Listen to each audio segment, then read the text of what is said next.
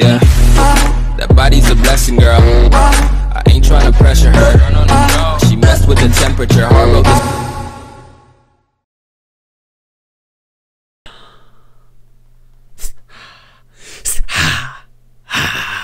Vous l'aurez compris, aujourd'hui Souda va parler de complot et d'assassinat dans Crusader King.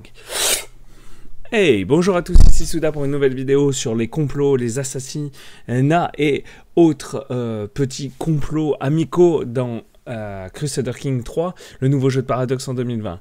Donc, d'abord, on va faire une petite parenthèse en entrée de vidéo pour vous parler des mariages. Les mariages, donc pour marier votre personnage, par exemple, vous pouvez cliquer ici directement sur trouver un conjoint. Et là, vous avez la liste de toutes les personnes qui sont disponibles pour le mariage. Vous pouvez les trier par différentes options afin de les trouver, par exemple, par intrigue ou par rang, par âge ou surtout la puissance d'alliance. Donc le premier étant celui qui a une alliance possiblement qui est plus grande que les autres. Donc là on voit, je peux me marier au duché de Normandie qui en 1066 est un des plus puissants duchés du monde puisque Guillaume le Conquérant s'apprête à conquérir l'Angleterre qui lui revient droit. Vous avez ici le Saint-Empire, donc si je me marie avec l'impératrice mère, qui doit être, si je ne me trompe pas, la mère de l'empereur, voilà, en effet, je vais m'allier à l'empereur lui-même, et donc je vais être allié avec ce gonze-là, voilà, qui possède tout ça. Le mec, c'est pas Joe le rigolo, ok? Donc ça, c'est pas mal. Ça vous apprend à faire les alliances. Donc là, je joue le comte de Léon. Je veux juste vous montrer. C'est pour ça que j'ai utilisé ce personnage parce qu'il a directement 4 étoiles en intrigue. Ça lui fait plus 8 d'intrigue et ça lui fait un total de 21 d'intrigue. Bien sûr, quand vous faites de l'intrigue et que vous voulez assassiner pas mal de monde, faut aller dans le lifestyle, donc dans le choix de vie, de mode de vie de l'intrigue. Et vous avez des traits qui vous, notamment celui-ci, augmentent la puissance des complots pour assassiner plus vite. Voilà, première chose, on va parler des complots d'assassinat. Alors, les assassinats se basent sur votre intrigue. Plus vous avez d'intrigue sur votre personnage principal, plus, et aussi de votre conseiller d'intrigue, donc ici c'est l'enfant Ureka, qui a 20, plus vous avez de chances de réussir des assassinats. Donc, si vous avez 1, par exemple, en intrigue, et votre conseiller a 3, vous pouvez ranger le couteau, hein, ça va pas bien marcher. Donc voilà, le maître espion a 3 missions principales. Trouver des secrets, ce qui vous permet de chercher des secrets sur quelqu'un. Je vais revenir sur les secrets hein, plus tard. Ça vous permet de faire des recherches sur des zones. Donc tous ceux qui vivent dans la zone, voilà, vous avez une chance de trouver un secret sur eux. Je vais y revenir un tout petit peu plus tard dans la vidéo. Je reviens en arrière. Et vous avez les 2 premiers. Le premier permet de vous battre contre les complots. Ça évite de vous faire assassiner ou qu'on cherche des secrets pour vous.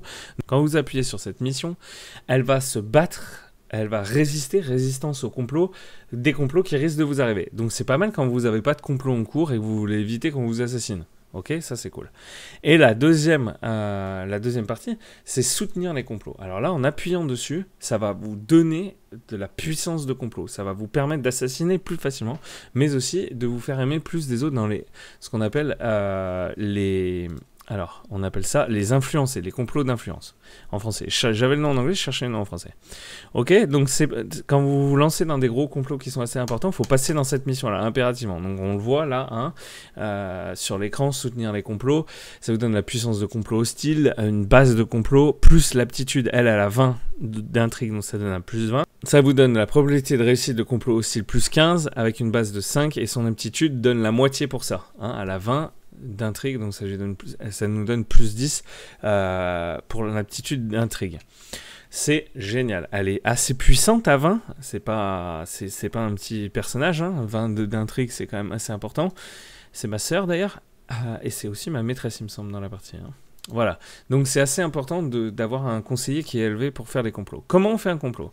Donc dans la partie où on joue ce bon vieux Alfonso VI, il suffit de cliquer sur un des deux ici. Généralement on prend le roi de Castille ici, qui est mon frère, Sancho III, parce qu'on sait qu'en mourant, dans sa ligne d'héritage du royaume de Castille, en deuxième personne, c'est moi. Donc s'il meurt, je récupère la Castille, ce qui est quand même pas mal. Donc il faut quand même le tuer. C'est plus simple de l'assassiner plutôt que de faire une guerre. En plus, on voit qu'il a 3 d'intrigue. Donc, niveau de la défense de complot, il est pas très très fort comparé à moi ce que j'ai. Moi j'ai 21 et j'ai 20 pour ma personne. Donc on fait bouton droit sur lui et là on va aller chercher assassiner. On ressort le couteau et on va tenter de le... Alors c'est pas forcément un couteau mais voilà, c'est l'ambiance. Mais il y a un petit couteau hein, sur l'image, pour ça que bon. Vous cliquez dessus et là vous avez la chance de réussir le complot 20. Alors on a un petit debuff parce qu'il contrôle un royaume. Donc sachant que les rois et les empereurs sont plus durs à tuer. Et il a un maître espion qui a 15 en espionnage. Donc ça va être dur de le tuer, ok. La deuxième partie qu'on voit ici, je vous remonte ça, c'est la discrétion. Si je ne me fais pas attraper en train d'essayer de le tuer, personne ne saura que j'ai essayé de le tuer. Donc lui, il va continuer à m'aimer et tous ceux qui l'aiment lui vont continuer à m'aimer autant. Voilà. Donc j'ai 36% de chance de me faire choper. Et ça prendrait 11 mois pour que la procédure d'assassinat se mette en place. Donc on met démarrer le complot et donc hop là la petite phrase disant que j'ai commencé et on va en bas à droite et on a complot ici. On voit lancer. J'ai très peu parce que en fait j'ai pas déposé la partie en début de partie, donc tout s'est pas actualisé encore. Mon lifestyle n'est pas choisi. J'ai pas choisi mon lifestyle ici d'assassinat. Ici on pourrait choisir ici acceptation d'agent. Ça fait que les agents qui vont vous aider à faire l'assassinat pourraient se joindre aussi. Ça n'a pas été validé. Donc en validant ça et en déposant, ça va sans doute monter. Vous voyez, j'ai déjà pris un +3 rien qu'en mettant le lifestyle sans déposer. On peut aussi inviter d'autres personnes qui refuseraient. Elle pourrait être convaincue. On pourrait la soudoyer. Hop, elle est invitée au complot. Si je dépose, normalement, ça devrait monter le complot. Elle n'a pas encore rejoint. Quand elle va rejoindre, ça va monter le complot. Pareil pour cette personne. Si on le soudoie, hop, ça me coûte 50. Invité au complot. Et le complot, alors, il va y avoir un petit temps. S'il ne les accepte pas tout de suite. Pour être convaincu, elle est déjà 0. Soudoyer 50. Allez, hop, j'ai plus une thune. Voilà, mais ces personnes-là vont rejoindre le complot. Donc là, voilà, j'ai un agent, un des premiers qui est rentré. Et hop, ça augmente, hop, 62%, vous voyez. Donc là, on a encore plus de chances de le tuer. Plus ça va aller, plus, hop, je suis même à moins 80 gold. 77%. Donc voilà, là, j'ai 77% de le tuer. Je vous conseille de soudoyer uniquement quand c'est quelqu'un de très important que vous avez très envie qu'il meure. Donc, on voit ici, en bas à droite, ou en cliquant ici, que la progression du complot est à 0 sur 10. Et elle a une chance de 90% de chaque mois d'avancer. Ok? Donc il faudra 11 mois. Si on avance... Ouh, j'ai failli faire une bêtise. Si on avance le temps, on va avoir une série d'événements qui vont se mettre en place sur votre écran. C'est votre assassin qui essaye. Alors ça... ça n'a rien à voir. Hop. C'est parce que je couche avec ma soeur. Ça crée une petite ambiance. Au niveau des événements. Ouais, on est déjà à plus de la moitié. Hop. Ah ben on n'a pas eu d'événement. Alors ça arrive, ouais, on y est enfin, c'est la fin du complot. Et ça arrive très souvent que vous avez des événements qui vous permettent d'augmenter le complot. Mais ça peut aussi tout faire foirer. S'il y a un pourcentage de chance de réussite des événements, si vous prenez le risque et que vous foirez, vous vous retrouvez à que lui il le découvre, et quand il le découvre, il devient vigilant. Donc qu'est-ce qui se passe quand il devient vigilant? Vous passez à 5% ou 10%, parce que lui il est en mode j'ai peur, donc il devient méfiant de tout ce qu'il approche. Il y a plusieurs façons de le tuer en fait. On peut l'empoisonner, quelqu'un de son entourage peut lui mettre un coup de couteau. Là, apparemment, c'est ce qu'on voit, c'est qu'il y a un assassin qui va aller tenter de le tuer. Okay, donc en se mettant ici, on voit 77% de chance de l'assassiner. Donc on clique, et là, hop, il est mort. J'adore les visites surprises. Je gagne un buff de ouf, parce que c'est mon rival. Mon frère, c'était mon rival. Donc je gagne 150 de prestige, je perds du stress. Le stress, c'est la barre à gauche que vous avez en certains événements. Et qu'est-ce qui se passe? Il meurt. Alors qu'est-ce qui se passe? Je remets pause et j'ai gagné son territoire parce qu'il est mort. D'accord? Et en plus, je suis devenu chef culturel, etc. Voilà, ça c'est un assassinat. Et vous pouvez assassiner n'importe qui. Je pourrais tenter, par exemple, là, de prendre le roi Philippe de France et tenter de l'assassiner. Voilà. Et là, j'ai 95% de chance de réussir. Ok? Donc je lancerai le complot ici. Alors là, l'idée, c'est que dans cette partie, il faut assassiner lui aussi, parce qu'il est deuxième sur la ligne de succession, Royaume de Galice, ça on l'a déjà vu dans les vidéos d'avant. Je suis deuxième dans la liste, donc qui héritera après lui du Royaume de Galice? C'est moi, donc si je le tue, même topo, je clique bouton droit sur lui et je l'assassine, 95% de chance. Si. Alors là, quand vous avez directement 95% de chance, donc là on a déjà des agents qui rejoignent automatiquement, vous n'êtes pas obligé d'aller en chercher d'autres en les payant. Pas forcément utile 95%, vous allez chercher quoi, à 100%? Même pas sûr que ça existe, ok? Même pas sûr qu'on puisse faire plus de 95%. Donc c'est pas mal. Ok? En plus, j'ai récupéré ses golds à celui d'avant. Donc, franchement, c'est avantageux voilà, d'assassiner certaines personnes. Vous pouvez assassiner des rois pour récupérer dans l'ordre de succession. Mais je vous conseille aussi, par exemple, si je voudrais déclarer la guerre à Navarre, vous voyez ici, Navarre est pas très puissant. Il a que 700 hommes. Mais par contre, il est allié au royaume de France. Et le royaume de France, c'est puissant. Donc, si je l'assassine lui, l'alliance, elle se casse. Puisque on est allié d'un personnage à un autre, pas d'un pays à un autre. Donc ça peut casser l'alliance entre les deux. Et moi, ça me permet de pouvoir l'attaquer plus facilement. Ou pouvoir attaquer le roi de France facilement sans que le royaume de Navarre le suive. Bon, là, apparemment, il a un autre allié. Il a lui, le roi de Bourgogne, le duché de Bourgogne. Mais bon, le duché de Bourgogne est très faible avec 800 hommes. Pas forcément très avantageux de le tuer. Vous voyez ce que je veux dire? Par contre, le roi de France, faudrait lui mettre un bastos. Hein? Donc voilà. Donc, l'assassiner, c'est bien l'intrigue qui monte les assassins. Ok, c'est ce qu'on appelle en anglais un shem. Donc le shem, c'est toute la procédure du complot. En français, on l'appelle le complot. Voilà, donc si vous voyez sur les formats officiels shem, ça sera ça. Donc, ça, c'était pour assassiner. Maintenant, pour se faire aimer de quelqu'un, admettons que je décide, en fait, que le roi de Galice, en fait, il est cool. Donc, je vais pas l'assassiner. Par contre, il a -1 sur moi. Pourquoi il a -1? Parce que je suis fourbe. Et que lui, il est zèle. Et que moi, je suis cynique. Donc, on perd 20% là-dessus. Mais j'aimerais, en fait, qu'on s'aime un peu plus avec le roi de Galice. Donc, ce que je vais faire, c'est que je vais faire bouton droit. Et là, c'est une nouvelle option. Ça va être influencé. Là, je complote déjà contre lui, donc je peux pas le faire. Je suis déjà en train d'essayer de le tuer, je peux pas le faire. On va tenter avec celui-là plutôt. Ok? Donc c'est pareil, bouton droit, influencer. Et là, ça va être un nouveau style. On va pas essayer de le tuer, on va essayer de se rendre ami avec lui. Donc à la fin du complot, si je réussis, j'augmente de 25% ma... Je passe pas à 25% mon influence sur ma relation avec lui, mais j'augmente de 25%. Donc il faudra enlever bien les -6. Ça va durer 19 mois. Je peux démarrer le complot. Et voilà, c'est parti. Ça, on utilise le mot complot. Généralement, un complot, c'est péjoratif en français, mais là, ça l'est pas. Là, c'est plutôt positif. Donc voilà, on a une suite. Là, pareil. Alors ça, c'est celui d'avant. On va l'abandonner, on s'en fout. On va avoir une suite d'événements qui vont nous permettre de créer cette relation avec lui, en fait. Donc c'est vachement avantageux. Ça, on s'en fout, rien à voir. Ça peut être très utile si vous les utilisez sur vos vassaux. Vous voyez, ceux qui vous aiment pas ici, ça peut vous être utile. Ok, c'est avantageux. Hop, incestueux. Ça, c'est autre chose. Donc voilà, ça, c'est ce qui va monter là. On s'en fout. On s'en fout. Je veux juste vous montrer un schéma entier, hein. C'est pour ça que je continue. Je regarde rien d'autre dans la partie. Et poum. Alors. On a essayé de le faire. On le voit ici. Le roi Alfonso n'est pas influencé. On a tenté de le faire, mais ça n'a pas fonctionné.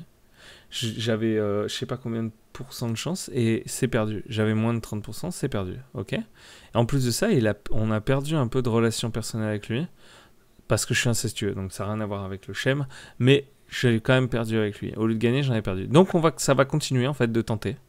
Ça se relance. Ce schéma-là, vu que c'est pas un assassin, il va se relancer jusqu'à que vous soyez à 100% avec la personne. Ok, vous pouvez faire le choix de l'arrêter, bien sûr, à tout moment, en fait. Donc c'est vous qui prenez cette décision d'arrêter ce schéma ou pas. Et c'est pas mal avantageux. Alors, je vous encourage toujours à essayer de garder le schéma jusqu'à qu'il soit à 100%. Attention, quand vous serez à 100%, vous allez avoir le même message. Le roi machin n'est pas influencé, parce que vous verrez que là, il est à 100%. Donc là, il faudra switch votre schéma sur une autre personne. Ça, c'était ce qui était au niveau uniquement des schèmes d'assassinat et de bonheur. Maintenant, on va regarder d'autres types de schèmes. Par exemple, si on prend une femme, donc je vais prendre la femme du roi Alfonso, et je peux lui envoyer un schème. Alors, je peux pas le séduire. Ah, elle n'est pas attirée par les hommes, elle est homosexuelle. Donc, elle, je peux pas. Hop, parce que vous avez certains personnages homosexuels. On va cliquer sur elle, et on va lui envoyer un schème de séduire ou de courtiser. Donc, c'est deux autres choses. Ça permet de créer une relation d'amour, et séduire, ça permet uniquement d'avoir une relation physique, on va dire. Donc vous pouvez vous lancer dessus. Okay, donc vous pouvez lancer directement un complot. Là j'ai 0% parce que je suis fourbe et donc tout le monde me déteste dans la religion catholique. Il n'y a pas trop de confiance qui s'établit. Qu'est-ce que ça peut vous apporter d'essayer de créer un schème d'amour si vous n'avez pas d'héritier? et que votre femme ne vous produit pas d'héritier, ça veut dire que vous n'avez pas aléatoirement une naissance dans votre famille, ça peut vous permettre de créer un bâtard. Le bâtard que vous pouvez légitimer ensuite par une série d'événements qui pop automatiquement, ça peut être vachement avantageux. Par contre, il faut faire attention, des religions comme les catholiques ne supportent pas les relations extra-conjugales, extra-mariage, donc il faut faire vraiment attention à ça, parce que ça peut vous apporter vraiment, ça peut vous apporter un malus de piété, et aussi un malus avec vos vassaux. Donc voilà, il faut faire attention à ça. Ensuite, donc je reviens sur ce que je parlais au début, le conseil, là, ici, on avait chercher des secrets. Donc on peut mettre quelqu'un à la recherche de secrets. Petit tips, vous pouvez vous mettre directement sur votre capitale. Ça va chercher des secrets sur toute votre cour ici, tous les gens de votre cour, mais aussi tous vos vassaux directs. Donc toutes ces personnes-là. Alors, une fois qu'elle est en place, plus elle a d'intrigue, la personne qui est en charge du maître espion, plus elle a de chances de trouver, et plus ça va vite, de trouver des complots, des secrets, des hooks. Donc une fois que vous avez un hook, donc là on voit les debuffs et buffs, une fois que vous avez un hook, vous pouvez l'utiliser. Vous allez le retrouver toujours dans intrigue et dans hameçon et secret. Et donc là par exemple, on voit qu'on a un secret qu'elle connaît de moi en fait. Donc ce qu'on va faire, c'est qu'on va faire avancer un peu afin de trouver un nouveau secret. Assez rapidement, ça prend 3 mois, ça devrait aller assez vite. Voilà, alors là, elle a trouvé, elle remplissait ses fonctions, elle a trouvé un secret sur Loba. Elle a découvert qu'elle elle avait une relation avec l'archevêque. Donc c'est un secret qu'on connaît sur elle. C'est bon à savoir. Donc maintenant, je mets pause, je vais dans les intrigues, et là, je l'ai dans hameçon.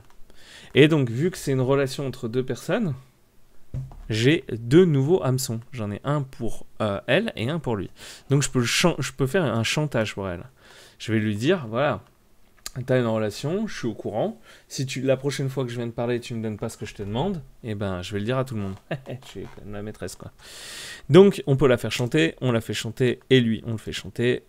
On fait avancer le temps de quelques secondes. Ils ont tous les deux accepté. Et donc je me retrouve avec, et c'est parfait pour vous montrer l'exemple, de ce qu'on appelle des hooks, des hameçons sur 2 personnes.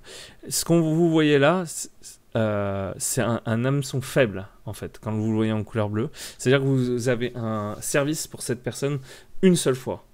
Alors que le fort, vous lui demandez un service, mais ce service va rester à jamais. Et en quoi c'est top? C'est top que j'ai la main mise sur elle. Je peux lui demander de faire ce que je veux. Je suis un peu le patron. D'ailleurs, on le voit dans les décisions. Je peux l'emprisonner et utiliser mon hook. Ça veut dire qu'elle accepterait plus facilement de se faire emprisonner. Sinon, elle peut se rebeller. Je peux... alors là, il n'y a pas grand-chose parce que c'est pas une personne qui a beaucoup de pouvoir. Mais on peut lui demander de dénoncer ses vœux.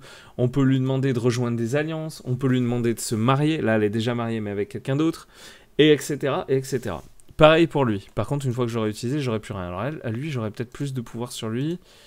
Nommer médecin de la cour. Ok, non, il est ok pour le faire. Il n'y a même pas besoin de le forcer. Dans les arbres de talent, et c'est là où c'est cheaté, c'est que vous avez dans Stewardship, le premier, obligation en or, donc qui est pas mal à aller chercher. Vous pouvez exiger un paiement contre des hameçons. Donc là, je pourrais demander de l'argent à l'archevêque et à la dame que je viens de choper des hameçons. Et vu que c'est un hook permanent que j'ai sur elle, tous les X temps, je peux lui demander une somme en argent. Bon, elle a l'air pauvre, donc elle va pas forcément m'en donner, puisqu'elle a pas de terre.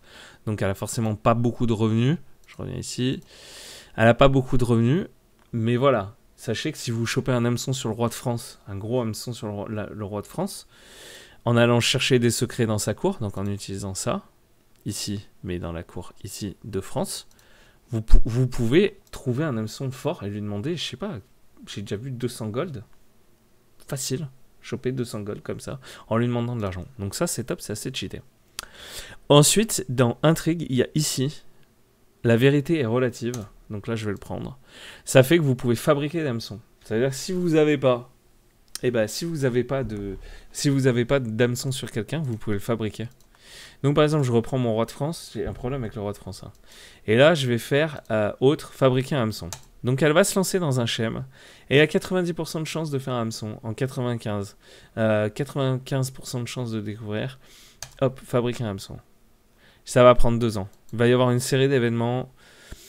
Je pense que ça va rester à 90%, sauf s'il le découvre, que c'est moi. Mais bon, 95% de chance de rester. Et à la fin, j'aurai un hook. Donc je pourrais lui demander de l'argent si j'ai le trait ici en bas. dans Stewardship. Donc voilà, c'est quand même cheaté parce que vous pouvez fabriquer des hameçons sur des gens et les forcer à faire des choses. Par exemple, je pourrais le forcer à marier une de ses filles avec un de ses fils avec l'hameçon que j'ai créé. Je pourrais aussi le forcer à faire une alliance. Je pourrais le forcer à rejoindre une guerre. Voilà, c'est tout des choses qu'on peut mettre en place afin de se rapprocher des gens et de leur faire ce qu'on veut. Dernière chose, et c'est pas la moindre, quand vous êtes en féodal, vous avez un contrat avec chacun de vos vassaux. Où c'est que je trouve mes vassaux? Ici. Les vassaux, donc j'ai un contrat avec lui, par exemple, qui est un compte, pour qu'il me donne de l'argent.